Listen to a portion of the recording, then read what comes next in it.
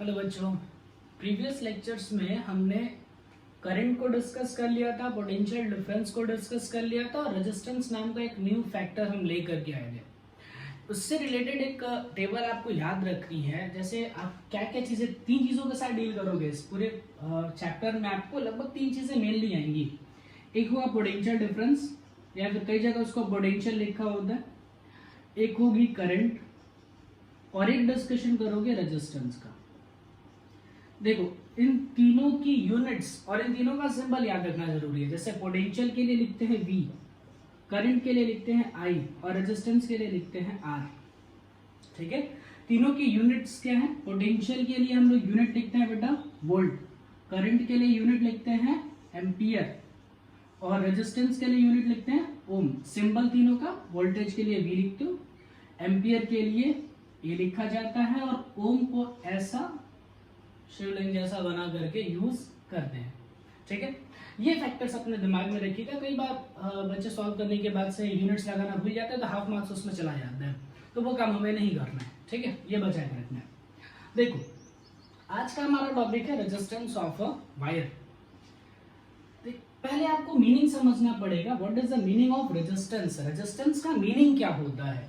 देखो, होता क्या है, अगर हम करंट को सोचे तो करंट का मतलब होता है फ्लो ऑफ इलेक्ट्रॉन्स, वो भी यूनिडायरेक्शनल में। जैसे मान लो मैं एक वायर के बारे में सोचूं, इस वायर में क्या हो रहा है, इलेक्ट्रॉन्स ऐसे पास कर रहे हैं। भाई, इलेक्ट्रॉन्स का मोशन ही तो, ये इलेक्ट्रॉन्स जो होते हैं अगर ये यूनिडायरेक्शनल में ऐसे मूव करना स्टार्ट कर देते हैं तो इसी से एसोसिएटेड एक करंट होती है। भाई, अगर इलेक्ट्रॉन्स का जो मोशन है वो यूनिडायरेक्शनल है, अगर यूनिडायरेक्शनल है तो इसी से एसोसिएटेड एक क्या होगी, करंट होगी। रेजिस्टेंस का मतलब क्या होता है? जैसे आप लोग हिंदी या गुजराती में उसको बोलते हैं अवरोध। अवरोध मतलब होता है किसी चीज को स्टॉप करना, किसी चीज को मतलब कोई चीज ऐसे चलती हुई जा रही है उसको रोकने की कोशिश करना, उसे कहते हैं रेजिस्टेंस। अब देखो, ये रेजिस्टेंस डेवलप क्यों होता है, उसका लॉजिक क्या है? ऑब्वियसली ये जो वायर बना हुआ होगा, ये वायर किसी न किसी एटम से बना होगा।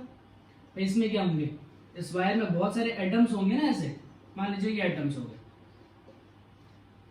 ठीक, अब मुझे क्या करना है, इलेक्ट्रॉन्स का फ्लो कराना है। तो जब इलेक्ट्रॉन इसमें फ्लो करेगा, इलेक्ट्रॉन ऐसे जाएगा, तो हो सकता है इस वाले से टकराए, इस एटम से टकरा जाए।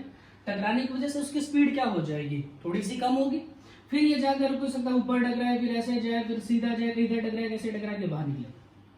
मीन्स ये सारे एटम्स कर क्या रहे हैं, these are providing a resistance in the path of electron. Resistance in the path of electron का मतलब क्या हुआ, ये सारे के सारे कर क्या रहे, मतलब इलेक्ट्रॉन ऐसे फ्लो करके जा रहा है, ये ऐसे रुके हुए ऐसे जाके से टकरा जा रहा है, मतलब उसके फ्लो को रेजिस्ट कर रहा है। आप इसको ऐसा सोच सकते हो कि रिवर जो होती है, रिवर में से पानी फ्लो हो रहा होता है और उसमें एक स्टोन हो, तो स्टोन का मेन काम, स्टोन क्या करता है, वो फ्लो का जो आता है, जैसे वाटर ऐसे फ्लो करके आता है, उस फ्लो को क्या करता है, वो रेजिस्ट करता है, रोकता है, कोशिश करता है रोकने की। तो इसमें जो एटम्स होंगे, these atoms will act like a stone in the river. इसका काम ये होगा कि स्टोन की तरह काम करते हैं।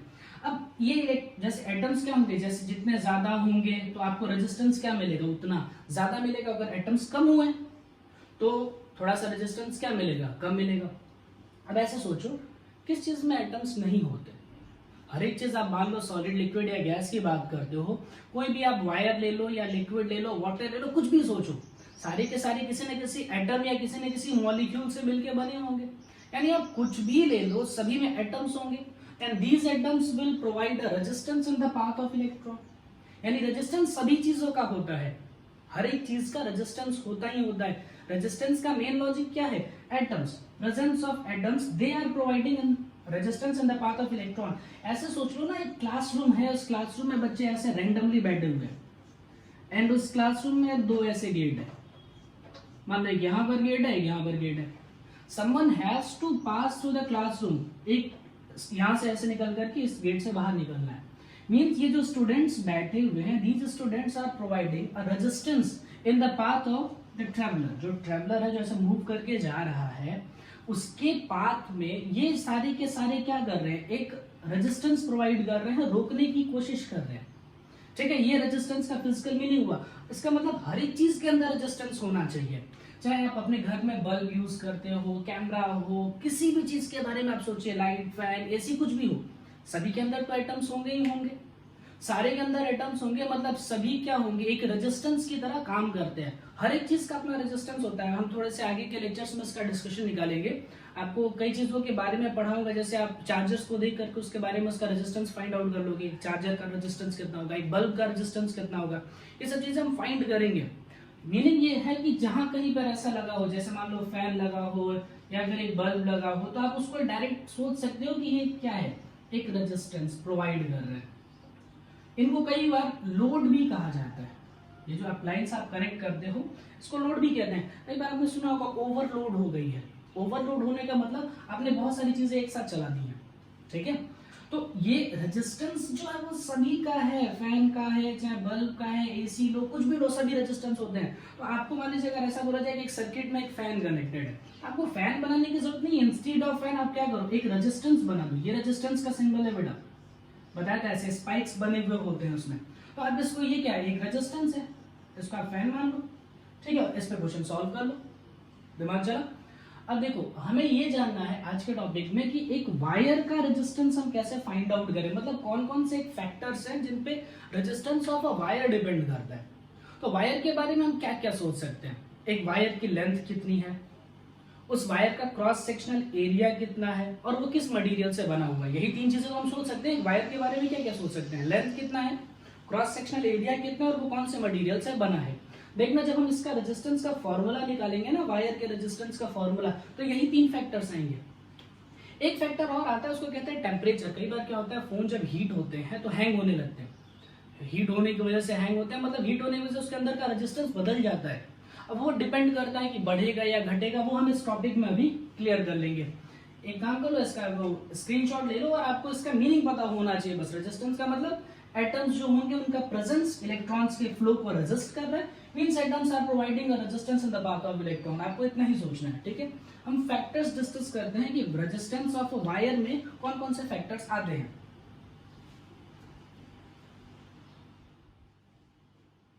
चलिए इनके फैक्टर्स के बारे में हम डिस्कशन करते हैं।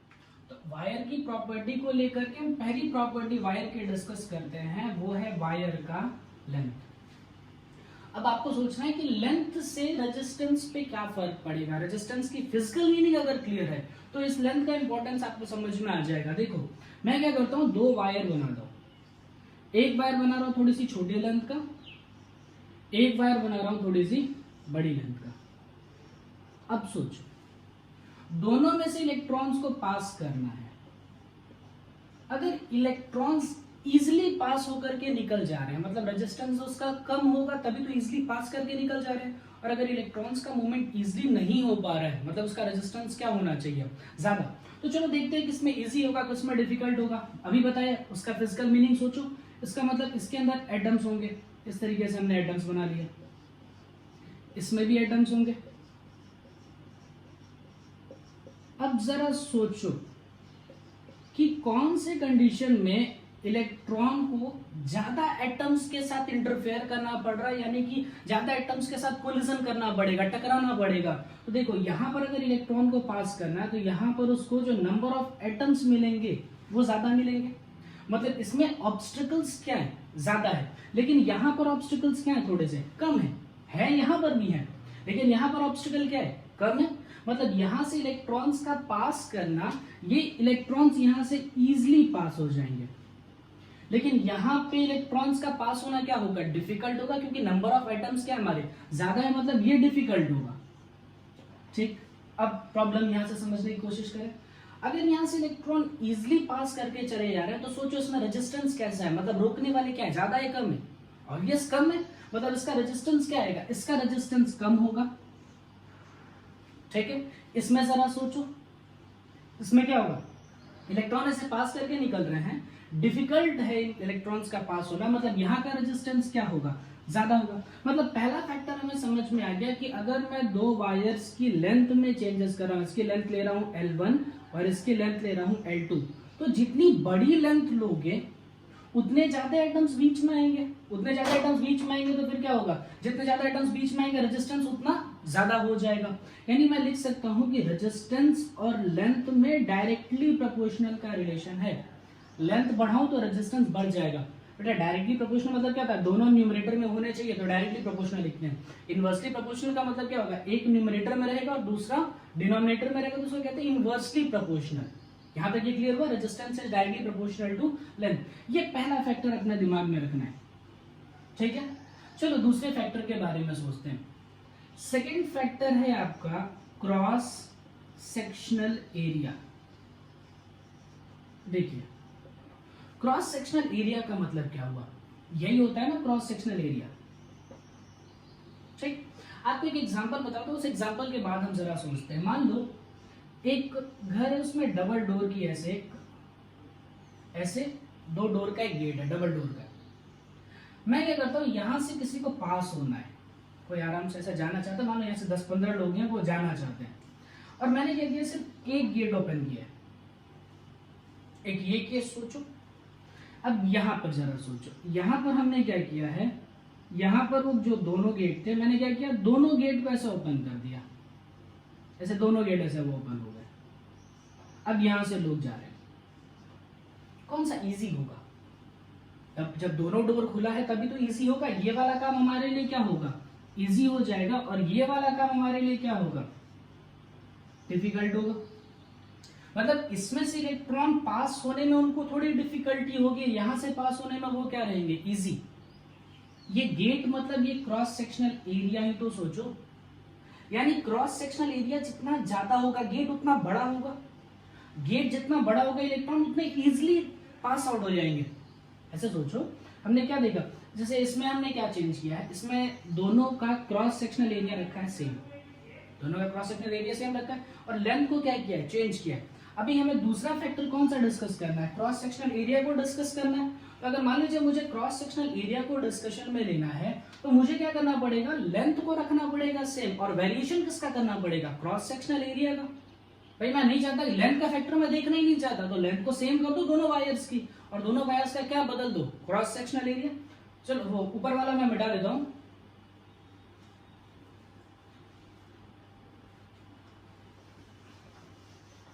देखो हाँ डिस्कशन ले रहे हैं क्रॉस सेक्शनल एरिया का। मैंने क्या किया, दो वायर्स बनाए, देखो दोनों की लेंथ मैंने क्या बनाई है, सेम। वेरिएशन किसका किया है, क्रॉस सेक्शनल एरिया का। अब इसका मतलब ये वाला जो गेट है ये थोड़ा सा बड़ा है, और ये वाला जो गेट है वो थोड़ा सा छोटा है। यानी अगर यहां से इलेक्ट्रॉन्स को पास करना है, छोटे गेट से अगर इलेक्ट्रॉन्स को पास करना है तो वो डिफिकल्ट होगा, और अगर बड़े गेट से इलेक्ट्रॉन को पास करना है तो ये वाला काम हमारा क्या होगा, इजी होगा। ये बात समझ में। अब देखो अगर इलेक्ट्रॉन्स इजीली पास करके चले जा रहे हैं तो रेजिस्टेंस क्या होना चाहिए, कम, और अगर इलेक्ट्रॉन्स को पास करने में डिफिकल्टी हो रही है तो उसका रेजिस्टेंस क्या होगा, ज्यादा। बना के देखो, अगर यहां से इलेक्ट्रॉन्स इजीली पास करके चले जा रहे हैं, मतलब इसका जो रेजिस्टेंस आएगा ये रेजिस्टेंस कम होगा, लेकिन अगर उनको डिफिकल्टी हो रही है तो वो रेजिस्टेंस क्या होगा, ज्यादा होगा। अब सोचिए, मान लो A1 A2 था, कौन सा बड़ा है, A1 बड़ा है, यानी अगर एरिया बड़ा है तो रेजिस्टेंस कम आ रहा है, एरिया छोटा है, इसका एरिया देखो ये कम है, तो अगर एरिया कम हुआ तो रेजिस्टेंस क्या मिला, हमें ज्यादा मिला। यानी दोनों का रिलेशन कैसे है, इसको कहते हैं इनवर्सली प्रोपोर्शनल। मतलब एक फिजिकल क्वांटिटी अगर बढ़ रही है दूसरी फिजिकल क्वांटिटी कम हो रही है तो इसको हम कहते हैं इनवर्सली प्रोपोर्शनल। और इनवर्सली प्रोपोर्शनल लिखते कैसे बेटा, resistance is inversely proportional to area. देखो ये वाला था डायरेक्टली प्रोपोर्शनल, मतलब दोनों न्यूमरेटर में होने चाहिए। ये है इनवर्सली प्रोपोर्शनल, मतलब रेजिस्टेंस न्यूमरेटर में है तो एरिया जो है वो डिनोमिनेटर में है। ये दो इक्वेशंस हमें बहुत ध्यान से लिखने हैं, ये दोनों फैक्टर्स आपको अच्छे से समझने हैं कि resistance is directly proportional to length and resistance is inversely proportional to cross sectional area. ये दो फैक्टर्स हम डिस्कस कर लेते हैं। चलिए इसके बाद के मैथमेटिक्स डिस्कस कर लेते हैं, इसका स्क्रीनशॉट एक ले लीजिए फिर चलते हैं।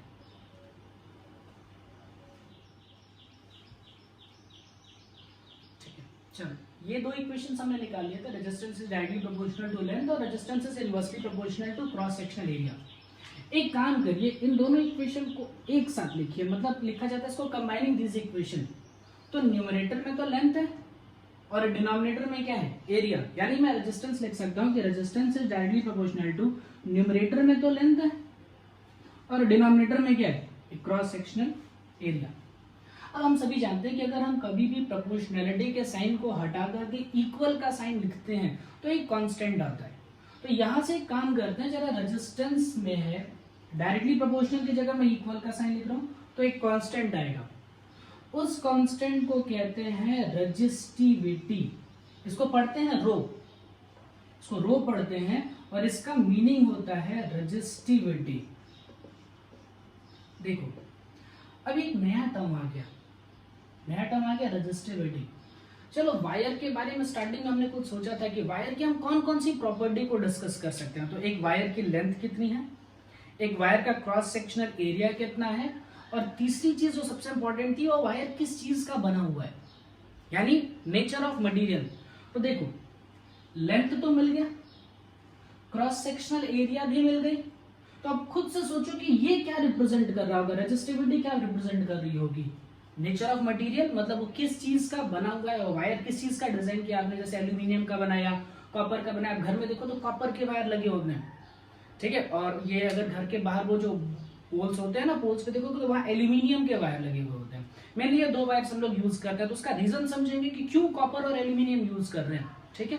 तो एक ये जो टर्म हम लिख रहे हैं रेजिस्टिविटी, थोड़ा ऐसे लिखना है, पी जैसे ही बनाना है बट थोड़ा सा टर्न करके बनाना है, ठीक है। देखो रेजिस्टिविटी का मतलब हो गया, ये होता है नेचर ऑफ मटेरियल, डिपेंड करता है बेटा ये नेचर ऑफ मटेरियल। अच्छा ये चीज हमें कहाँ मिलेगा, हम नेचर ऑफ मटेरियल को कैसे न्यूमेरिकली यूज कर पाएंगे, ये तो डिफिकल्ट हो जाएगा। तो आपके बुक में क्या है, एक टेबल दिया गया है बेटा, टेबल नंबर 12.2, ठीक है। उस टेबल को जरा ओपन करिए और उसको देखिए, देखो उसमें है क्या, ध्यान से देखो उसमें क्या है। आप उस टेबल के अंदर क्या देख रहे होंगे, ऐसे कॉलम्स बने हुए होंगे, और इसमें पहले वाले में उसको 3 पार्ट में डिवाइड किया गया होगा, कंडक्टर्स, एलॉयज और इंसुलेटर, ठीक है। यहां पर मटेरियल्स लिखे होंगे, देखो अलग अलग टाइप के मटेरियल लिखे होंगे। एलॉयज में भी आपको यहाँ पर 3 अलग अलग टाइप के मटेरियल लिखे होंगे, यहाँ पर इंसुलेटर्स में कुछ मटेरियल्स लिखे होंगे, ठीक है। और यहाँ पर कुछ वैल्यूज दी गई हैं, ये जो वैल्यूज दी गई हैं यही रेजिस्टिविटी है। मतलब अगर आपको न्यूमेरिकल ये टेबल याद करने की बिल्कुल जरूरत नहीं है, अगर आपको क्वेश्चन में रेजिस्टिविटी निकालना होगा तो ठीक है निकाल लेंगे, लेकिन अगर मान लीजिए रेजिस्टिविटी का यूज पड़ रहा है तो उस क्वेश्चन में गिवन होगा रेजिस्टिविटी, आपको उसको याद करने की कोई जरूरत नहीं है। देखो इस टेबल को ध्यान से देख करके सोचना क्या है, यहां पर जितने कंडक्टर्स होंगे, कंडक्टर्स का ऑर्डर देखो, ऑर्डर का मतलब क्या है, जैसे यहाँ पर होगा सबसे ऊपर होगा सिल्वर, फिर कॉपर, आयरन, एल्यूमिनियम, सब चीजें होंगी। उसमें जो देखो अगर उसको देख रहे हो, सिल्वर को देख रहे हो तो उसके लिए आएगा 1.62 इंटू 10 टू दी पावर, जो 10 टू दी पावर देखा है उसको कहते हैं ऑर्डर, यानी यहाँ पर जितने होंगे वो 10 टू दी पावर -8 के ऑर्डर में आएंगे, जितने कंडक्टर्स होंगे, ठीक है। अब वहां पर एलॉयज होंगे, वो जितने एलॉयज होंगे वो 10 टू दी पावर -6 के ऑर्डर में आएंगे, और यहाँ जो इंसुलेटर्स होंगे वो 10 टू दी पावर 14 से लेकर के 20, यहाँ पर ये कोई भी पॉजिटिव नंबर आ सकता है, ठीक है। ये चीज हमें ध्यान रखनी है। देखो इसका मीनिंग क्या हुआ, 10 टू दी पावर -8 का मतलब क्या होता है, 10 टू दी पावर -8 का मतलब क्या होता है, 1/10 टू दी पावर 8, यानी किसी चीज को आप क्या कर रहे हो, 10 टू दी पावर 8 से डिवाइड कर रहे हो, इसका मीनिंग होता है, ठीक है। अब मान लो 10 टू दी पावर -6 को डिस्कशन में ले तो ये क्या हो जाएगा 1/10 टू दी पावर 6, यानी किसी चीज को आपने 10 टू दी पावर 6 से डिवाइड किया। इसमें सबसे बड़ी क्वांटिटी ये हुई ये इंसुलेटर्स की, उसके बाद कौन सी हुई एलॉयज की, सबसे कम किसकी हुई कंडक्टर्स की। कंडक्टर्स में आपने 10 टू दी पावर 8 से डिवाइड किया, यहाँ पर आप 10 टू दी पावर 6 से डिवाइड कर रहे हो, तो आगे से ये टर्म बहुत छोटा आएगा, ये वाला टर्म क्या होगा बड़ा होगा। यानी जो कंडक्टर्स होते हैं उनकी रेजिस्टिविटी, उनके लिए जो रो की वैल्यू होती है वो कम होती है, ठीक है, और जो एलॉयज होते हैं उनके लिए थोड़ी सी ज्यादा होगी और इंसुलेटर्स के लिए बहुत ज्यादा होगी। तो इससे आप एक थोड़ा सा कंक्लूजन निकालो, जिसकी रेजिस्टिविटी कम होगी, जितनी रेजिस्टिविटी कम होगी वो उतना अच्छा कंडक्टर होगा।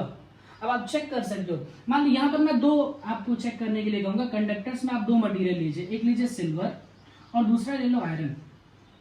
सिल्वर के लिए लिखा होगा 1.62 इंटू 10 टू दी पावर -8 और आयरन के लिए लिखा होगा 10.0 इंटू 10 टू दी पावर -8। देख लो, यही लिखा होगा उसने। तो आयरन में क्या है, आयरन में देखो वैल्यूज है 10, सिल्वर की है 1.62, तो किसकी रेजिस्टिविटी कम है, सिल्वर की। अब देखो रेजिस्टिविटी जितना कम होगा रेजिस्टेंस भी उतना कम आएगा ना, डायरेक्टली प्रोपोर्शनल दिख रहे हैं दोनों। रेजिस्टिविटी जितनी कम होगी, वो जो कंडक्टर होगा, वो जो मटेरियल होगा वो उतना अच्छा कंडक्टर होगा, जितना ज्यादा रेजिस्टिविटी जितनी कम हो जाए। तो जो कंडक्टर्स होते हैं उनके लिए रेजिस्टिविटी क्या आती है, कम आती है, और जो एलॉयज होते हैं, थोड़े इंसुलेटर्स होते हैं, इंसुलेटर्स के लिए तो बहुत ज्यादा होती है, वो इलेक्ट्रिसिटी कंडक्ट ही नहीं करते हैं। मतलब सोचो वो कितना इलेक्ट्रॉन्स का जो पाथ है उसके बीच में इतना रेजिस्टेंस प्रोवाइड कर रहे हैं कि वो इलेक्ट्रॉन पास ही नहीं हो पा रहा है। लेकिन कंडक्टर्स को देखो, कंडक्टर्स क्या कर रहे हैं, इजिली इलेक्ट्रॉन्स को कह रहे हैं कि चलो भाई अब निकल जाओ, आप इलेक्ट्रॉन्स को ऐसे लीजिए और ऐसे निकाल दीजिए। मतलब इलेक्ट्रॉन्स अगर इजिली पास ऑन हो गए, मतलब वो एक अच्छा कंडक्टर हुआ, उससे इलेक्ट्रिसिटी फ्लो करके जा रही है। लेकिन यहाँ पर क्या है, एलॉयज में थोड़ा सा ज्यादा हो जाता है रेजिस्टेंस, और इंसुलेटर्स में तो बहुत ज्यादा हो जाता है रेजिस्टेंस। ये बात समझ में। अभी हमें ये जानना होगा कि इस रेजिस्टिविटी का फिजिकल मीनिंग क्या है, मतलब क्या है इसका, रेजिस्टिविटी हम कहते हैं किस चीज को है। उसके बाद आप रेजिस्टिविटी के बाद इसका यूनिट जानेंगे, यूनिट्स के बाद से इसके कुछ टाइप्स होंगे क्वेश्चंस के, वो क्वेश्चंस मैं आपको कराता हूँ। तो एक काम करिए, ये चीज बहुत ध्यान से एक बार समझ लीजिए, अगर नहीं है तो फिर से रिपीट करके देख लेना। रेजिस्टिविटी बहुत अच्छे से क्लियर होनी चाहिए, क्योंकि बाद में जाकर के तीन चीजों में थोड़ी कंफ्यूजन होती है। ये रेजिस्टेंस है, ध्यान रखिए, ये रेजिस्टेंस है, ठीक है। रो रेजिस्टिविटी है, दोनों में कंफ्यूजन नहीं होना चाहिए, इसको बहुत क्लियर रखना है। इतनी बात क्लियर है, इसे नोट कर लीजिए, फिर हम आगे बढ़ते हैं।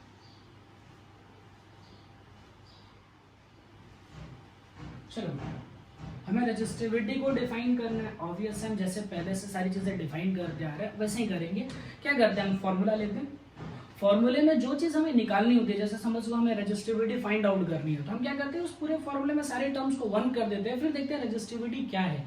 तो चलो इसका फॉर्मूला पहले लिखते हैं। रेजिस्टिविटी इज इक्वल टू क्या हो जाएगा, अगर हम लिख रहे हैं रेजिस्टेंस लिखा, रेजिस्टेंस इज इक्वल टू क्या हो जाएगा, resistivity length cross sectional area. अगर इसमें कंडीशन डालूं, if length is equal to 1 metre and area is equal to 1 metre square, ध्यान रहे बेटा लेंथ की यूनिट मीटर होती है, एरिया के लिए मीटर स्क्वायर। यहाँ पे आपको थोड़ा सा न्यूमेरिकल्स में एक चीज सीखनी पड़ेगी, कैसे सेंटीमीटर स्क्वायर को या मिलीमीटर स्क्वायर को कैसे मीटर स्क्वायर में लेके चलते हैं। चलो वो तो न्यूमेरिकल्स में भी सीख लेंगे। फिलहाल देखो, अगर लेंथ 1 कर दूं और एरिया भी 1 कर दूं तो लिखा जा सकता है resistance is equal to resistivity. मतलब एक ऐसा वायर जिसका cross sectional area 1 metre square हो और जिसकी लेंथ 1 मीटर हो। ध्यान से सुनना, हम एक ऐसे वायर के बारे में डिस्कशन कर रहे हैं जिसका क्रॉस सेक्शनल एरिया, ये होता है ना क्रॉस सेक्शनल एरिया, ये cross sectional area 1 metre square है और इसकी जो लेंथ है ये 1 मीटर है। इस वायर का जो रेजिस्टेंस होगा that is defined as resistivity. कई बार इसको स्पेसिफिक रेजिस्टेंस भी लिखते हैं, कई जगह आपको बुक में इसको ऐसा भी लिखना मिल जाएगा, स्पेसिफिक रेजिस्टेंस भी लिखा हुआ हो जाता है। स्पेसिफिक रेजिस्टेंस इसलिए लिखते हैं क्योंकि ये एक स्पेसिफिक रेजिस्टेंस मतलब एक स्पेसिफिक वायर के लिए, एक ऐसा वायर जिसका लेंथ कितना हो 1 मीटर और उसकी क्रॉस सेक्शनल एरिया कितना हो 1 मीटर स्क्वायर, ठीक है। ऐसे ही वायर के लिए हम रेजिस्टिविटी डिफाइन करते हैं। कहीं आपको जगह ऐसे भी मिल सकता है बेटा कि इस वायर की जगह ऐसा लिखो, एक क्यूब बना दो, एक क्यूब बना दूं और उस क्यूब की जो साइड है, ये साइड जो है ये 1 मीटर की ले लूं। तो सोचो ये वाला जो क्रॉस सेक्शनल एरिया होगा, ये साइड में से क्रॉस सेक्शनल एरिया दिख रहा है, ये क्रॉस सेक्शनल एरिया कितना आएगा, लेंथ कितनी आएगी इसकी, ये वाली लेंथ हो जाएगी 1 मीटर, ये वाली लेंथ कितनी हो जाएगी 1 मीटर, यानी इसका क्रॉस सेक्शनल एरिया कितना आएगा 1 मीटर स्क्वायर और इसकी लेंथ कितनी आएगी 1 मीटर। तो कई बार ऐसा भी लिखा जाता है बेटा, रेजिस्टिविटी के लिए क्या डिफाइन करते हैं, resistance of a cube of side 1 metre, side या फिर एज लेंथ भी लिखा जाता है, मतलब एज की लेंथ। यानी क्या हुआ बेटा, रेजिस्टिविटी जो होती है वो होती क्या है, तो resistivity is defined as resistance of a cube, एक ऐसा क्यूब जिसकी लेंथ भी कितनी 1 मीटर और इसका क्रॉस सेक्शनल एरिया कितना हो 1 मीटर स्क्वायर। यानी हम कह सकते हैं कि एक क्यूब हो जिसकी साइड कितनी हो 1 मीटर, तो उस क्यूब का जो रेजिस्टेंस होगा that resistance is defined as resistivity. इसलिए इसका मीनिंग समझना, इसको स्पेसिफिक रेजिस्टेंस क्यों कहते हैं, उसके पीछे का क्या लॉजिक है। स्पेसिफिक मतलब क्या हुआ, एक डिफाइन कर दिया आपने, मतलब एक ऐसा वायर देना है जिसका एरिया 1 मीटर स्क्वायर हो और जिसकी लेंथ भी कितनी हो, 1 मीटर हो। ऐसे वायर का अगर हम रेजिस्टेंस फाइंड आउट करें, that resistance is numerically equal to the resistivity of material. ठीक है, अब देखो ये स्पेसिमेन के लिए लिखा ना, तो ये बदलती नहीं है, चेंज नहीं होगी, रेजिस्टिविटी नहीं बदलेगी। ठीक है, वो सेम रखना है हमें। ओके, अब मान लो इसके यूनिट की बात कर लेते हैं। यूनिट निकालना तो बहुत इजी है, जिसका यूनिट निकालना है उसको छोड़ के बाकी सभी की यूनिट डाल दो। जैसे रेजिस्टेंस की यूनिट डालो, क्या बन जाएगा, ओम। रेजिस्टिविटी का मुझे निकालना है, लेंथ का यूनिट क्या हो जाएगा, मीटर, और एरिया के लिए क्या हो जाएगा, मीटर स्क्वायर। ये कैंसिल आउट हो गया, तो रेजिस्टिविटी इज इक्वल टू कितना आया, ओम इनटू मीटर। ठीक है, अब जब अपना टेबल नंबर 12.2 आप देखोगे बेटा, तो 12.2 में जो तीसरा कॉलम होगा, जो थर्ड वाला कॉलम होगा जिसमें सारी वैल्यूज लिखी होंगी, वहां देखो वहां यूनिट लिखी होगी, वो सारी की सारी यूनिट किसमें लिखी होगी, ओम मीटर में। यानी आपको जब भी क्वेश्चन सॉल्व करने हैं तो सारी की सारी जो लेंथ है वो किसमें कन्वर्ट करना होगा, मीटर में, और जो एरिया होगा वो किसमें लेना होगा, मीटर स्क्वायर में। ये बात दिमाग में रखना है। ठीक है, यूनिट कन्वर्जन करना है। पहला जो हम न्यूमेरिकल्स में, अभी मैं आपको टाइप्स बता दूंगा न्यूमेरिकल्स की। पहला न्यूमेरिकल ऐसा ही होता है जिसमें हम यूनिट्स के साथ खेलते हैं और डायरेक्ट वैल्यूज को पुट करते हैं। ये सारी चीजें आप एक बार अच्छे से देख लीजिए, नोट कर लीजिए, उसके बाद हम इसके न्यूमेरिकल्स पे चलते हैं। कुछ टाइप्स है, पहले वो टाइप्स बता देता हूँ, एक एक करके सारे टाइप्स को 2-2 क्वेश्चंस में करा दूंगा।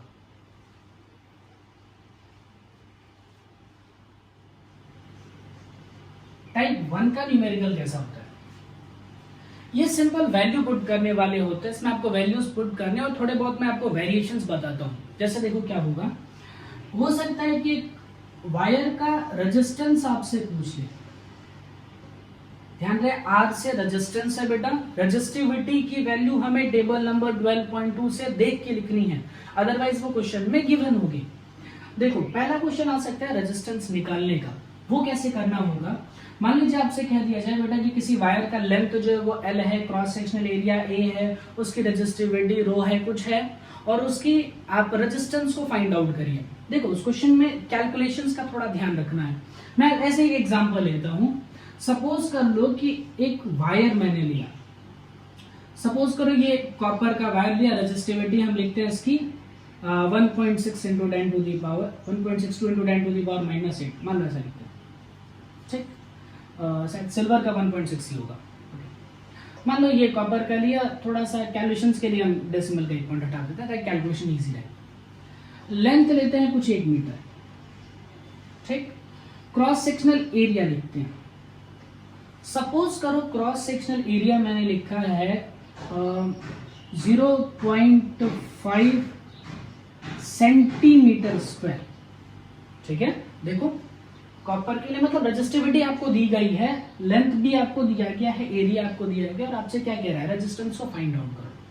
यहाँ जो मेन प्रॉब्लम आती है, सबसे पहले आपको देखना है रेजिस्टिविटी दी गई है ओम मीटर में, यानी सारी लेंथ किस में होनी चाहिए, मीटर में। तो लेंथ तो चलो मीटर में है, लेकिन एरिया सेंटीमीटर स्क्वायर में है, तो आपको इस सेंटीमीटर स्क्वायर को पहले किस में कन्वर्ट करना होगा, मीटर स्क्वायर में कन्वर्ट करना होगा, उसके बाद आप वैल्यूज पुट करेंगे। तो चलो कैलकुलेशन देख लेते हैं कैसे कन्वर्ट करते हैं।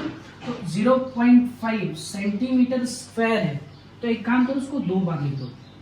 एक्स स्क्वायर का मतलब क्या होता है, एक्स इंटू एक्स, तो सेंटीमीटर स्क्वायर मतलब क्या होगा, सेंटीमीटर मल्टीप्लाइड बाई सेंटीमीटर। इसको मुझे कन्वर्ट करना है, किसमें कन्वर्ट करना है, मीटर स्क्वायर में, तो मीटर को भी 2 बार लिखो, मीटर इंटू मीटर।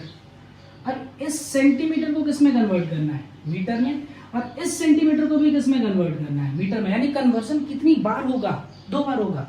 अब 1 मीटर में कितने सेंटीमीटर होते हैं, 100 सेंटीमीटर होते हैं। तो सेंटीमीटर्स को अगर मीटर में कन्वर्ट करना तो 100 से क्या करना पड़ेगा, डिवाइड करना पड़ेगा। वो याद कर लेना बच्चा, वो king harry die mother didn't cry much. तो इस तरीके से आपको याद रखना है, kilo, hecto, deca, metre, deci, centi, millimetre. Conversion देख लीजिए, सेंटी से आपको कहाँ जा रहे हैं, सेंटीमीटर से उठ करके मीटर में जाना है, यानी 2 बार आपको 10 से डिवाइड करना होगा, यानी 100 से आप डिवाइड कर रहे हैं।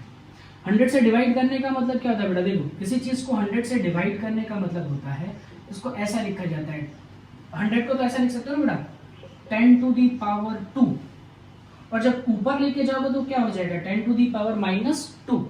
यानी यहाँ पर मुझे क्या करना होगा, 10⁻⁻² से एक बार इसके कन्वर्जन के लिए मल्टीप्लाई करना है और एक बार इसके कन्वर्जन के लिए मल्टीप्लाई करना है। यानी 0.5 में मुझे कितनी बार 10⁻⁻² से मल्टीप्लाई करना होगा, तो 2 बार। यानी मीटर स्क्वायर में उसकी वैल्यू कितनी आएगी, 0.5 इंटू 10⁻² इंटू 10⁻²। कितना है बेटा, 0.5 इंटू 10⁻⁴। ये आया मीटर स्क्वायर में क्रॉस सेक्शनल एरिया। पहला काम ये करना है इस क्वेश्चन में, ये ध्यान रखना है, यूनिट्स का बहुत परेशानी आपको क्रिएट होगी। मैं इसके क्वेश्चंस के और वेरिएशन आपको बता दूंगा, ठीक है। पहला काम ये कर लीजिए हमारा, अब हमने ये चेंज कर लिया, सेंटीमीटर स्क्वायर की जगह अब हम यहाँ पर लिख देते हैं 10⁻⁻⁴ मीटर स्क्वायर, ठीक है। अच्छा, अब देखो इसमें कैलकुलेशंस कैसे करने, कैलकुलेशन बड़ा इंपॉर्टेंट पोर्शन है। देखिए कैलकुलेशंस में क्या क्या करना है,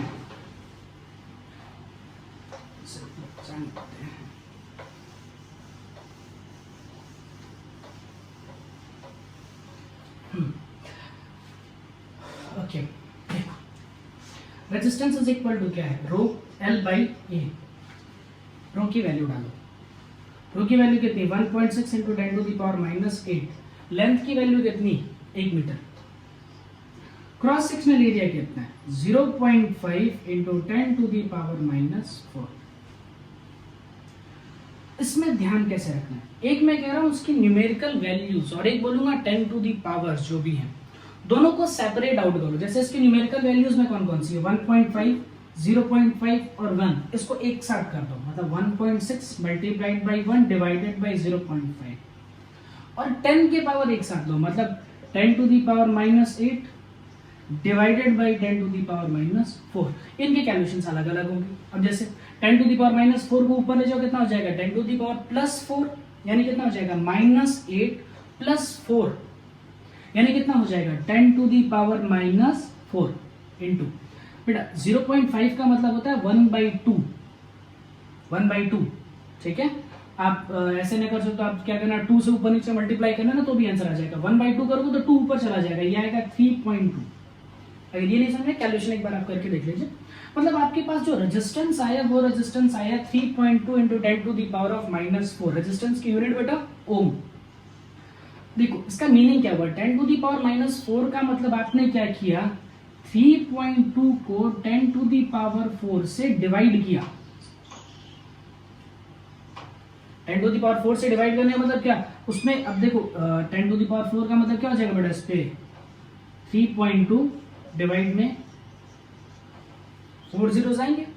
अब डेसिमल शिफ्ट करो, कितने पॉइंट शिफ्ट हो जाएगा, तो 0.3 पॉइंट्स हो चुके और ये 3.2 ओम।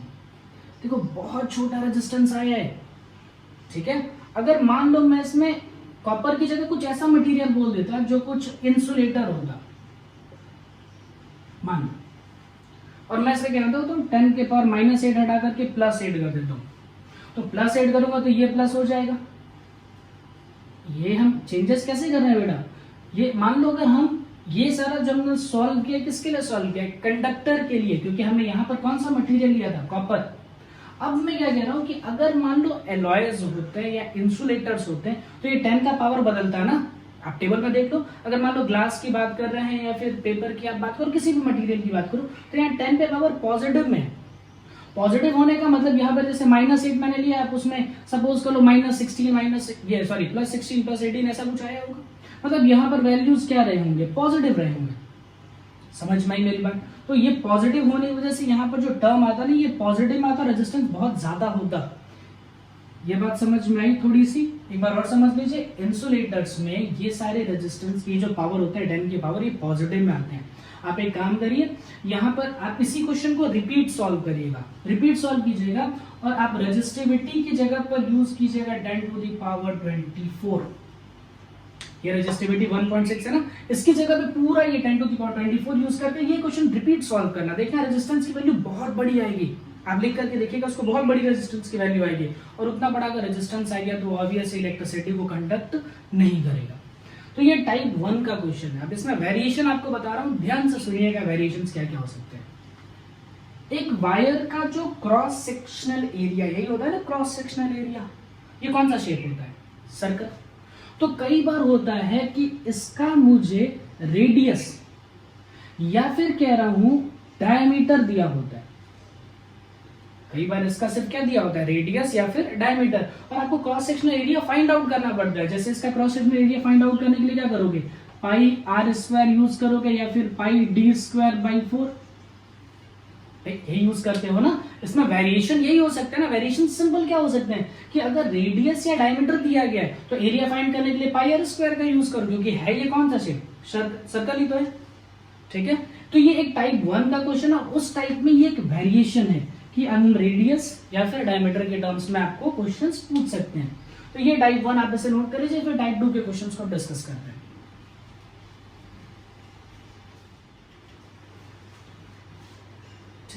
देखो टाइप 2 का जो क्वेश्चन है वो हो सकता है रेशियो बेस्ड हो, इसे मैं आपको सिखाता हूं, कुछ ऐसा हो सकता है। टाइप 2 जो है बेटा ये हो सकता है based on ratio.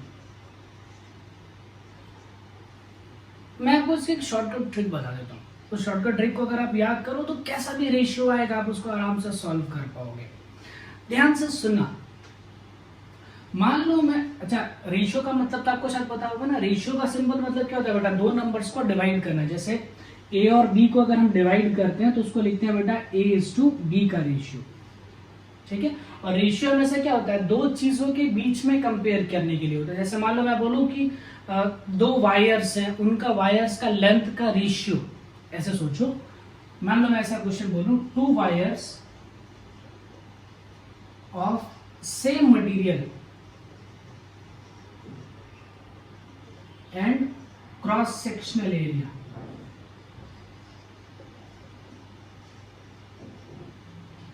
To wires of same material and cross sectional area, मतलब मैंने मटेरियल सेम कर दिया एंड क्रॉस सेक्शनल एरिया भी सेम कर दिया, हैविंग लेंथ रेशियो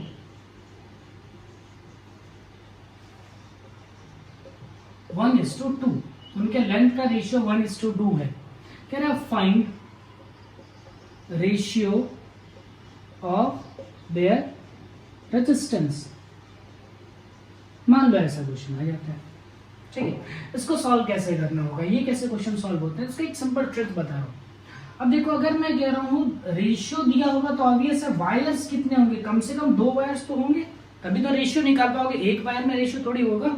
अगर मैं कह रहा हूं लेंथ रेशियो, मतलब 2 लेंथ हो गए, मतलब 2 अलग अलग वायर्स हुए। जैसे इसका देख लो, ये वाली एक लेंथ हो गई, ये एक लेंथ हो गई, इनका लेंथ रेशियो आ गया। इनको जरा चेक करो, मतलब 2 वायर होंगे। इधर लिखता हूं वायर नंबर 1 और एक इधर का कॉलम बनाता हूं वायर नंबर 2, ठीक है। अब एक वायर में क्या क्या प्रॉपर्टी हो सकती है, तो एक वायर की प्रॉपर्टी अगर मैं रेजिस्टेंस लिखूं तो क्या होता है, rho L by A, resistivity, length और एरिया। एक वायर के बारे में इतना ही तो डिस्कशन हो सकता है कि एक वायर की लेंथ कितनी है, उसका क्रॉस सेक्शनल एरिया कितना है और उसकी रेजिस्टिविटी यानी कि वो कौन से मटेरियल का बनाया गया है, यही हो सकता है 3। तो मैं क्या करता हूं, इसमें सिंपल ऐसे लिखता हूं, देखो जैसे मान लो इसका लेंथ मान लो L1, वायर 1 है तो L1, इस वायर के लिए लेंथ मान लो L2, इसका क्रॉस सेक्शनल एरिया मान लो A1 और इसका क्रॉस सेक्शनल एरिया मान लो A2, इसकी रेजिस्टिविटी मान लो ρ1, इसकी रेजिस्टिविटी मान लो ρ2। ये तो हो सकता है ना, दोनों का लेंथ अलग, दोनों का क्रॉस सेक्शनल एरिया अलग, दोनों की रेजिस्टिविटी अलग। इसका रेजिस्टेंस लिखो तो रेजिस्टेंस इज इक्वल टू क्या हो जाएगा, रो एल बाई ए, तो ρ1 L1 A1, तो R1 रेजिस्टेंस पहले वाले का, यहां लिखो R2 is equal to ρ2 L2 divided by A2। Equation number 1, equation number 2। अब देखो आपसे क्या कह रहा है, हैविंग लेंथ रेशियो 1:2, यानी आपसे बोला गया है बेटा कि L1:L2 की वैल्यू है 1:2, यानी L1/L2 दिया गया 1/2। रेशियो का मतलब ध्यान रहे डिवाइड ही होता है। अब सोचो ना L1/L2 कैसे क्रिएट हो सकता है, इक्वेशन नंबर 1 और इक्वेशन नंबर 2 को डिवाइड कर दो, इक्वेशन नंबर 1 और इक्वेशन नंबर 2 को आपस में डिवाइड कर दो, तो देखो क्या बनेगा, R1 divided by R2 is equal to, ये हो जाएगा बेटा ρ1 L1 A1 divided by ρ2 L2 A2, ठीक है, क्लियर हुआ। अब ऑब्वियस है डिवाइड का साइन मल्टीप्लाई में कन्वर्ट करो तो ये उल्टा हो जाता है, यानी यहां से बनेगा क्या, देखो यहां से क्या बन जाएगा, इक्वेशन नंबर आपका सेकंड था, देखिए ये क्या बन जाएगा, R1 divided by R2 is equal to, देखो ये नीचे होगा यानी ये ρ2 नीचे आया, L2 नीचे आया और A2 कहां चला गया, ऊपर। मैं रेशियो लिख रहा हूं, ध्यान से देखना, ρ1 ऊपर है, L1 ऊपर है, A1 नीचे है। जैसे इसको पलटोगे ρ2 नीचे आ जाएगा, L2 नीचे आ जाएगा और A2 ऊपर चला जाएगा। तो ये फॉर्मूला अगर आप ध्यान रखो तो रेशियो का कोई भी क्वेश्चन सॉल्व हो जाएगा। अब जैसे इसमें देखो क्वेश्चन में क्या कह रहा था, सेम मटेरियल यानी रेजिस्टिविटी दोनों की क्या है, इक्वल, तो रेजिस्टिविटी कट जाएगी, क्रॉस सेक्शनल एरिया भी सेम, एरिया कट जाएगा, यानी जो लेंथ का रेशियो आया L1 बाई L2 वही आ जाएगा R1 बाई R2। देख लो इसका सिंपल, ये फॉर्मूला अपने दिमाग में रखना। रेशियो की कोई भी क्वेश्चन अगर आपको करना है तो इस तरीके से करो, इस तरीके से करो, रेशियो के बेस्ड कोई भी क्वेश्चन सॉल्व हो जाएगा। आपको यही काम करना होगा, डायरेक्ट आप वैल्यूज आपको पुट कर देनी है। चलिए मैं एक दो क्वेश्चन आपको ऐसे ही और सॉल्व करके दिखाता हूं।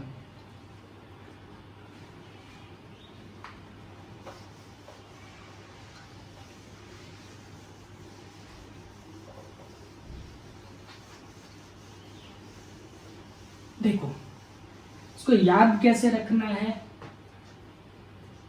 R1 by R2 is equal to ρ1 by ρ2 L1 by L2, लेकिन एरिया जो है वो कैसा आया था, उल्टा आया था। अगर आपने ध्यान दिया होगा तो एरिया क्या था, उल्टा था, यानी कितना A2 बाई A1। अब कुछ भी आ जाए, अगर ऐसा बोलूं बेटा, if ρ1 is to ρ2 is equal to 1 is to 2, ठीक, L1 is to L2 is equal to 4 is to 5 और एरिया इज सेम। मान लो ऐसा बोल दो तो आप कैसे रेजिस्टेंस का रेशियो निकालना हो तो कैसे निकालोगे, ρ1 इज टू ρ2 का मतलब क्या हो गया, ρ1 divided by ρ2 is equal to 1 by 2, L1 divided by L2 is equal to 4 by 5, value put कर दो, हो जाएगा आंसर। एरिया सेम है, कट जाएगा, क्या बचा यहां से, देखो ρ1 बाई ρ2 यानी कितना बचा बेटा, 1 by 2 into L1 by L2 कितना आया, 4 बाई 5, ये कैंसिल कर दो, कितना आया, 2 बाई 5, यानी R1 बाई R2 की वैल्यू कितनी आई, 2 बाई 5, R1 बाई R2 की वैल्यू कितनी आ गई, 2 बाई 5। डायरेक्ट रेशियो लिख लो, R1 is to R2 is equal to क्या हो जाएगा, 2 इज टू 5। ये रेशियो बेस्ड क्वेश्चन है, कुछ क्वेश्चन ऐसे भी आ सकते हैं, ठीक है। हम टाइप 3 पे चलते हैं। टाइप 3 होता है जिसमें आप चीजों में वेरिएशन क्रिएट करते हो। चीजों के वेरिएशंस का मतलब क्या हो सकता है, जैसे आप समझ लो कि कोई वायर है, उस वायर को स्ट्रेच किया, खींच दिया, बीच में से कट कर दिया, दो वायर्स को ज्वाइन कर दिए। तो ऐसे क्वेश्चंस में किस तरह से रेजिस्टेंस फाइनल कैसे निकाला जाता है या कैसे चेंज किया जाता है वो हम फाइंड करेंगे। आज का ये थर्ड टाइप है, यही लास्ट होगा। 2 और टाइप बचेंगे, वो हम नेक्स्ट लेक्चर में कंटिन्यू करेंगे। तो आज का लास्ट टॉपिक आप देखिए,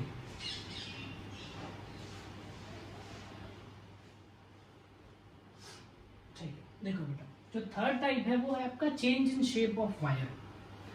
अब एक वायर के शेप में कैसे हम चेंजेस कर सकते हैं, क्या क्या कर सकते हैं। देखो आप इसमें आपको मेनली 2 ही चीजें पढ़नी होंगी, ऐसे तो बहुत सारे हैं। जब आप क्लास 10th में सरफेस एरिया एंड वॉल्यूम पढ़ लोगे तो ऐसे भी दिया जा सकता है कि एक स्फीयर है, स्फीयर को मेल्ट करके एक वायर बनाया, उसका रेजिस्टेंस फाइंड करो। तो वो जब थोड़ा सा आप डीप उसमें सरफेस एरिया एंड वॉल्यूम को थोड़ा सा डीप स्टडी कर लोगे, उसके बाद ऐसे क्वेश्चंस भी इसमें मिक्स किए जा सकते हैं। वो वेरिएशंस है, वो थोड़ा सा हायर लेवल में, कॉम्पिटिटिव लेवल्स में आ सकते हैं। फिलहाल आपको 2 तरह का शेप में चेंजेस एक पढ़ने हैं। एक पढ़ना है कटिंग ऑफ वायर। हम वायर्स को क्या करें, काट दें, तो ये जो बचेगा थोड़ा सा उसकी लेंथ क्या हो जाएगी, थोड़ी सी लेंथ चेंज हो जाएगी। थोड़ी सी लेंथ चेंज होगी तो अब नया रेजिस्टेंस कितना होगा। और दूसरा है स्ट्रेचिंग। स्ट्रेचिंग का मतलब खींचना। तो चलो पहला हम फर्स्ट वाला डिस्कस करते हैं कि कटिंग के क्वेश्चन होंगे तो उसे कैसे सॉल्व करना है। अच्छा, इसका फर्स्ट पॉइंट देखते हैं कि वायर को अगर कट करना है, कटिंग ऑफ वायर, अब उसके क्वेश्चन कैसे सॉल्व होंगे। देखो अब मैं ऐसा आपसे बोल रहा हूं कि एक वायर है, इस वायर का रेजिस्टेंस है 20 ओम। ठीक, हमने क्या किया, इसकी कुछ ना कुछ लेंथ होगी बेटा, इस वायर को कट किया, मतलब यहां से बीच में से काटा। अब ये वाली जो लेंथ है, मान लो लिखता हूं 3L/4, और ये वाला उठा के फेंक दिया, अब उसका कोई काम नहीं है। कह रहा है बताओ सिर्फ इतने पोर्शन का रेजिस्टेंस क्या होगा, सिर्फ इतने का रेजिस्टेंस क्या होगा। तो थोड़ा डिफिकल्ट लग रहा है। देखो क्या कह रहा है कि एक वायर था, उस पूरे वायर का रेजिस्टेंस 20 ओम था, मैंने बीच में से उसमें से कहीं पे वायर को कट किया और उसकी जितनी लेंथ कट गई वो कट गया 3L/4। कह रहे हैं बताओ ये जो बचा हुआ पोर्शन है इसका रेजिस्टेंस कितना होगा। अब इसके पीछे की कॉन्सेप्ट क्या है कि अगर मान लो मैं किसी वायर को कट करता हूं, जैसे इस वायर को ऐसे कट किया जाए, तो दो चीजें नहीं बदलेंगी। एक तो ये किस मटेरियल का बना है वो तो नहीं बदलेगा, मटेरियल तो वही रहने वाला है, और दूसरा जो चीज नहीं बदलेगा वो है इसका क्रॉस सेक्शनल एरिया। जैसे ये इसका जो क्रॉस सेक्शनल एरिया है, कट करोगे तो वही क्रॉस सेक्शनल एरिया आएगा ना। क्रॉस सेक्शनल एरिया मतलब कट करने का जो एरिया आएगा वो तो सेम आएगा ना, एक सिलेंडर है। यानी यहाँ पर दो चीजों के वेरिएशंस नहीं आएंगे। कौन कौन से वेरिएशंस नहीं आएंगे बेटा, एक तो आपका जो क्रॉस सेक्शनल एरिया है उसका वेरिएशन नहीं आएगा, और दूसरा है मटेरियल। अब जैसे थोड़ी ऐसा होता है कि एल्यूमिनियम का वायर कट करो तो कॉपर का बन जाएगा, ये तो पॉसिबल नहीं है। तो सिंपल क्या होगा, उसका मटेरियल बदलेगा या नहीं, ठीक नहीं बदलेगा। क्या क्या रहेगा उसमें देखो, यानी हमारा जो मटेरियल मतलब रेजिस्टिविटी वो रहेगी सेम, ठीक है, और इसका जो क्रॉस सेक्शनल एरिया होगा वो भी क्या रहेगा, सेम। दो चीजें सेम रहेंगी, resistivity same, cross sectional area भी सेम रहेगा। तो बदलेगा क्या, सिर्फ और सिर्फ रेजिस्टेंस के लिए क्या बदलेगा, यहाँ पर लेंथ। देखो दो पार्ट में करता हूं, एक लिखता हूं पुराना वाला वायर के, अगर मान लो पुराने वाले वायर के बारे में सोचूं तो ऐसे लिखता हूं, इनिशियल केस उसको लिखता हूं, ठीक है। उसके बाद एक केस कौन सा कर दो, फाइनल। मतलब एक बार कट करने के पहले क्या था और एक बार कट करने के बाद क्या, फिर हम कंपेयर कर लेंगे। जैसे देखो कट करने से पहले उसकी रेजिस्टिविटी अगर रो थी तो कट करने के बाद भी उसकी रेजिस्टिविटी कितनी रहेगी, रो। कट करने से पहले उसका अगर क्रॉस सेक्शनल एरिया ए था तो कट करने के बाद भी एरिया तो ए ही रहेगा। लेकिन कट करने से पहले लेंथ थी L, लेकिन नई वाली जो कट करने के बाद लेंथ आई है वो लेंथ आई है 3L/4। ये दिमाग में बैठा, कट करने से ना तो रेजिस्टिविटी चेंज हुई है ना तो एरिया चेंज हुआ, चेंज क्या हुआ है, लेंथ का चेंज हुआ है। तो यहाँ से रेजिस्टेंस निकालो, इसका रेजिस्टेंस लिखोगे तो क्या आएगा बेटा, रो L/A। RI लिखता हूं यहाँ पे, RI का मतलब रेजिस्टेंस इनिशियल, पहले वाला, और पहले वाला रेजिस्टेंस था कितना, 20। कट करने से पहले है ना, इनिशियल मतलब क्या है, ये बिफोर कटिंग है, ठीक है। और यहां पर हम जो लिख रहे हैं ये किसके लिए लिख रहे हैं, आफ्टर कटिंग लिख रहे हैं। देखो बिफोर कटिंग रेजिस्टेंस कितना था, 20, यानी रो L/A की वैल्यू कितनी थी, 20। आफ्टर कटिंग मतलब मैं इसके लिए लिखता हूं, इसके लिए लिख रहा हूं रेजिस्टेंस फाइनल। तो रेजिस्टिविटी तो रो, लेंथ की जगह क्या लिखना पड़ेगा, 3L/4, और क्रॉस सेक्शनल एरिया कितना हो जाएगा, A। अब इसको इक्वेशन नंबर 1 दे दो, इक्वेशन नंबर 2 कर दो। चाहो तो दोनों इक्वेशन को डिवाइड करके भी आंसर ला सकते हो, और दूसरा तरीका ये है, इसमें से 3/4 को थोड़ा बाहर लो, तो बचा क्या, रो बचा, L बचा और A बचा। रो L/A की वैल्यू कितनी है, देखो यहाँ इक्वेशन नंबर 1 से देखो, रो L/A की वैल्यू कितनी है, 20, यहाँ डाल दीजिए। तो resistance final is equal to क्या हो जाएगा, 3/4 इंटू 20, ये हो जाएगा 5। आपका आंसर कितना आएगा, रेजिस्टेंस फाइनल कितना आएगा, 50। ठीक है, ऐसे क्वेश्चंस आप कर सकते हो। मतलब ये पहला टाइप हो जिसमें हम क्या कर सकते हैं, कटिंग ऑफ वायर आपसे दे सकते हैं। इसको एक बार नोट कर लीजिए, उसके बाद हम पढ़ते हैं स्ट्रेचिंग में कैसे काम करना है। ओके मेरा बच्चा, देखो लास्ट में हम क्या पढ़ लेते हैं कि एक वायर को अगर स्ट्रेच करें, स्ट्रेचिंग ऑफ अ वायर, तो फर्क क्या पड़ेगा। देखो कोई वायर को जरा सोचो, या रबर बैंड अपने हाथ में ले लो और उसको जरा खींच करके देखो। मतलब मैंने ऐसे रबर बैंड लिया, उसको खींचा, उसकी लेंथ इंक्रीज हो जाएगी, लेकिन उसका जो क्रॉस सेक्शनल एरिया होगा ना, जो उसकी थिकनेस होगी ना, वो देखना थिकनेस थोड़ी डिक्रीज कर जाएगी। यानी यहां स्ट्रेचिंग ऑफ वायर में लेंथ भी बदलेगा और क्रॉस सेक्शनल एरिया भी बदल जाएगा। इसके पहले कटिंग हमने पढ़ा, तो कटिंग में क्या था, कट करने से क्रॉस सेक्शनल एरिया पे कोई फर्क नहीं पड़ता। लेकिन यहाँ पर क्या होगा, अगर हम यहाँ कट नहीं कर रहे हैं, यहाँ पर क्या कर रहे हैं, स्ट्रेच कर रहे हैं, तो खींचोगे तो लेंथ थोड़ी सी बड़ी होगी, लेकिन उसका जो क्रॉस सेक्शनल एरिया है वो थोड़ा डिक्रीज कर जाएगा। तो चलो इसको चेक करते हैं इसमें कैसे काम करना है। अगर मैंने कोई वायर लिया, इस वायर का लेंथ था L1, क्रॉस सेक्शनल एरिया था A1, रेजिस्टिविटी थी ρ1, इसको खींचा, तो खींचने की वजह से इसकी जो लेंथ होगी, चलो वो हमारी लेंथ तो इंक्रीज हो गई, मान लो लेंथ लिखता हूं L2, तो सिर्फ लेंथ नहीं बढ़ेगी खींचने से। आप रबर बैंड को खींच कर देखो, उसका क्रॉस सेक्शनल एरिया भी क्या हो जाता है, कम, तो इसका क्रॉस सेक्शनल एरिया लिखते हैं मान लीजिए A2। क्या रेजिस्टिविटी बदलेगी या नहीं? रबर को खींचोगे तो रबर ही रहेगा ना। रेजिस्टिविटी मतलब क्या है, स्पेसिफिक रेजिस्टेंस, एक चीज के लिए, एक वायर के लिए, एक मटेरियल के लिए डिफाइंड है। एक मटेरियल के लिए अगर मैं डिफाइन कर रहा हूं तो रेजिस्टिविटी कभी चेंज नहीं हो रही है, तो यहां पर रेजिस्टिविटी अभी भी क्या रहेगी, ρ1। कितनी बात समझ में आ गई? और एक चीज बताओ जो चेंज नहीं होगा, इसके बारे में और एक चीज सोचो थोड़ा सा, वो चेंज नहीं होगा, एक चीज और चेंज नहीं होगा, सर उसके बारे में देखो। कई बच्चे कह सकते हैं मास, इसका मास बदलेगा नहीं, और एक चीज नहीं बदलेगी, वो है वॉल्यूम। वॉल्यूम तो उतना ही रहेगा ना, खींचने से वॉल्यूम, यानी वॉल्यूम का मतलब क्या होता है, कितना उसके अंदर कितना मैटर प्रेजेंट है, कितना स्पेस उसने ऑक्यूपाई किया है। तो मास भी नहीं बदलेगा और वॉल्यूम भी नहीं बदलेगा। तो इसका मतलब मैं क्या कर सकता हूं, इसका वॉल्यूम और इसका वॉल्यूम आपस में इक्वल तो रख ही सकता हूं। समझ में मेरी बात? दोनों का वॉल्यूम क्या रखा जा सकता है, इक्वल रखा जा सकता है। तो चलो इसका शेप कौन सा है, इसका शेप कौन सा है, सिलेंड्रिकल शेप है।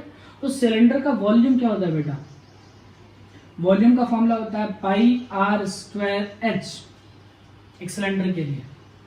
अब जरा πr² के बारे में थोड़ा देखो ध्यान से, देखो πr² क्या है, सर्कल का एरिया, यानी ये जो सिलेंडर है, सिलेंडर का ये वाला एरिया, ये वाला एरिया, और h मतलब क्या है, उसकी हाइट। देखा, मतलब मैं लिख सकता हूं इसको direct, cross sectional area multiplied by height की जगह क्या लिख सकता हूं, लेंथ, यानी एरिया मल्टीप्लाइड बाई लेंथ से क्या मिल जाएगा, वॉल्यूम। यहां तक समझ में आई? तो चलो पहले वाले का वॉल्यूम लिखता हूं, पहले वाले का वॉल्यूम लिखूं तो V1 लिखता हूं, तो V1 इज इक्वल टू क्या हो जाएगा, cross sectional area A1, length की जगह L1। V2 लिखो क्या हो जाएगा, cross sectional area A2, length कितनी हो जाएगी, L2।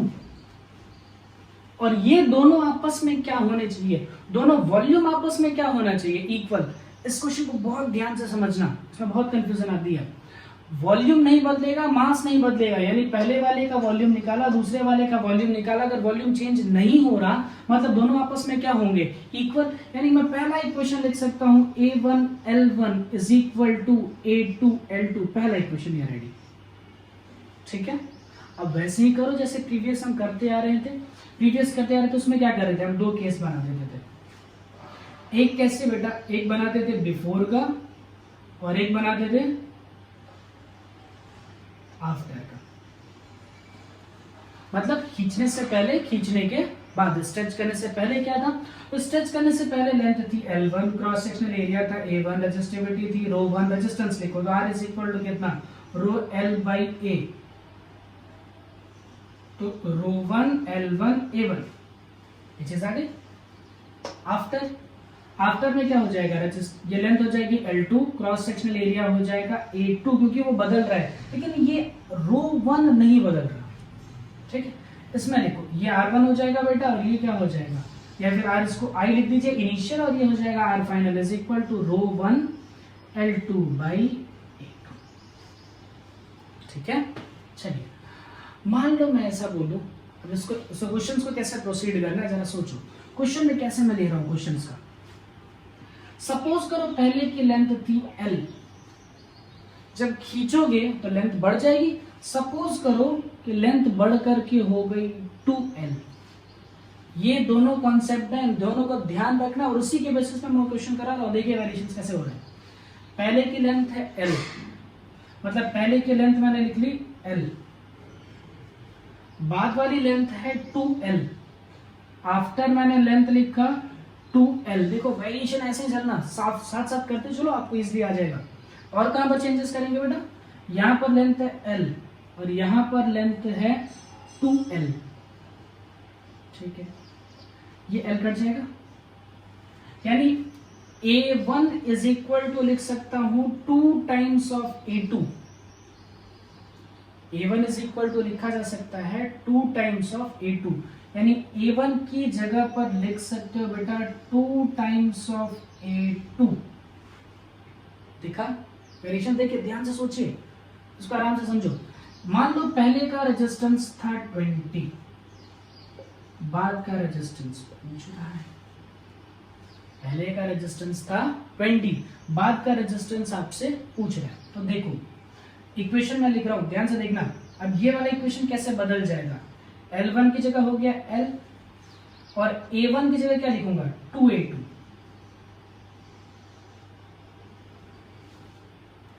Equation number 1 ready. यहां लेंथ में देखो, लेंथ की जगह क्या लिखना होगा 2L, लेंथ की जगह क्या कर दो 2L और एरिया की जगह क्या रहेगा A2। बस अब इक्वेशन नंबर 1 और इक्वेशन नंबर 2 को आप डिवाइड कर दीजिए, आंसर मिल जाएगा। डिवाइड करो तो R initial divided by R final is equal to, देखो ये R इनिशियल कितना होगा ρ1 L by 2A2 multiplied by, देखो डिवाइड होता है ना बेटा, डिवाइड होगा तो ये टर्म लिखोगे ρ1 2L divided by A2, multiply में लो क्या हो जाएगा ρ1 L by 2A2 multiplied by A2 divided by ρ1 into 2L। ये L कैंसिल हो गया, ये भी कैंसिल आउट हो गया, क्या बचा 1/4। R इनिशियल यानी पहले का रेजिस्टेंस कितना था 20, तो R फाइनल कितना आ जाएगा, क्रॉस मल्टीप्लाई कीजिए 80। ये थोड़ा एक क्वेश्चन समझने वाला है, यही एक कॉन्सेप्ट है जो आपको बहुत अच्छे से दिमाग में रखना है। कई बार होता है ऐसा कि डायरेक्ट कोई, इसमें तो मैं आपको बिना पेन उठाए कैसे क्वेश्चन सॉल्व करना है वो भी सिखा दूंगा, वो हम क्लासेस पे कुछ प्रैक्टिस भी इसकी कर लेंगे, ठीक है। ये क्वेश्चन थोड़ा सा आपको डिफिकल्ट पड़ता है, लेकिन इसके कॉन्सेप्ट का ध्यान रखना है। कॉन्सेप्ट में क्या ध्यान रखना है, इसके और क्वेश्चंस की प्रैक्टिस मैं आपको करा दूंगा, नेक्स्ट लेक्चर में हम इस क्वेश्चन को और प्रैक्टिस कर लेंगे। कॉन्सेप्ट ध्यान रखना है कि वॉल्यूम रहेगा सेम और रजिस्टिविटी रहेगी सेम, ये दो कॉन्सेप्ट अपने दिमाग में रखना। खींचने से लेंथ बड़ी होगी, एरिया छोटा होगा, लेकिन वॉल्यूम नहीं बदलेगा। इतना क्वेश्चन, ये चीज ध्यान रखना। इस क्वेश्चन को एक बार और रिसॉल्व करना, और आप क्या सॉल्व एक बार और सॉल्व कर सकते हो इसमें से कर लेना कि लेंथ को ट्रिपल कर लेना। जैसे एक क्वेश्चन इसमें सॉल्व करना, लेंथ को ट्रिपल कर देना, और एक बार सॉल्व करना कि लेंथ को हाफ कर देना, और सेम क्वेश्चन को रिपीट करो। इसे क्वेश्चन को सॉल्व करके एक बार मुझे भेजिए, उसे सेंड कीजिए, ठीक है।